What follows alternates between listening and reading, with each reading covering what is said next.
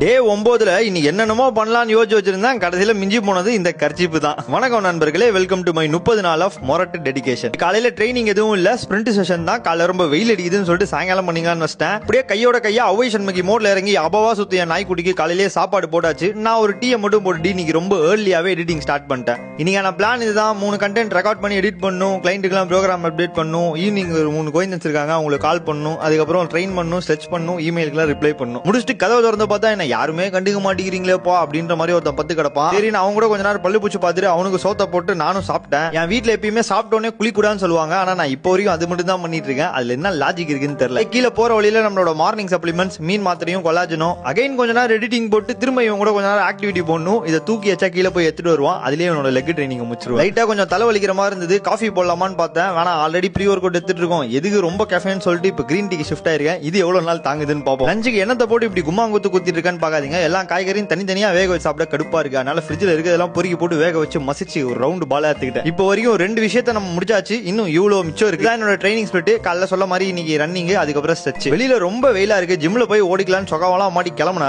போற வழியில தெரியாம தேன் சொல்ற பாட்டை போட்டம் போல நம்மள டிப்ரிமேஷன் தாக்கிட்டா. ஒரு மாதிரி ரொம்ப மண்ட கோளரா ஆச்சு. சரி, மைண்ட ஃப்ரெஷ் பண்ணலாம்னு சொல்லிட்டு ஒரு பட்ஜெட் ஷாப்பிங்க்கு டெக்கத்தானுக்கு வண்டியை விட்டேன் நண்பர்களே. வண்டியில போறப்ப மண்டையில கட்டிக்கிறதுக்கு கர்ச்சீஃப் எஸ் சைஸ்ல 1 2 3 4. அதுக்கப்புறம் சும்மா ரஃப் யூஸுக்கு டி-ஷர்ட்டே இல்ல. அதனால இந்த 199 டி-ஷர்ட் ஒன்னு இதை வாங்கிட்டு போயிட்டு இருக்கும்போது 5000 ரூபாய்க்கு போர்ட்டபிள் படுக்கை ஒன்னு பார்த்தேன் நண்பர்களே. உட்கார்ந்தா புசு புசு நின்றுச்சு. ஆனா வேணா அப்படின்னு நானே எனக்குள்ள செல்ஃப் மோட்டிவேட் பண்ணி 1000 ரூபாய்க்கு தேவையான 6 பொருள் மட்டும் வாங்கிட்டு கிளம்பியாச்சு. ஆராக்கும் இன்னைக்குமே ஹோட்டல் சாப்பாடு தான். சாப்பிட்ட உடனே ஆக்டிவிட்டி கொடுக்கலன்னா இப்படி கத்திக்கிட்டே இருப்பான். சரி, நான் அவங்க கூட ஒரு 1/2 மணி நேரம் ஓடி போச்சு விளான்ட்டு. என்னடா இதுடே இப்படி போயிருச்சுன்னு வெறும் டிமோட்டிவேஷனோட இட்லி மட்டும் சாப்பிட்டுட்டு ஒரு மாதிரி மன திருப்தி இல்லதான். இருந்தாலும் மண்டை கேர் மூஞ்சி கேர்லாம் பண்ணிட்டு மறையாயிட்டேன் நண்பர்களே. பரவாயில்ல விடுங்க, இன்னைக்கு கூட ஸ்பிரிண்ட் செஷனை சண்டே ரெஸ்ட் விடாம அன்னைக்கு போட்டு கழிச்சிக்கலாம். பாய் நண்பர்களே, உடம்பு பார்த்துக்கோங்க. உங்க வாழ்க்கையில் மங்களம் உண்டாகட்டும். டாடா.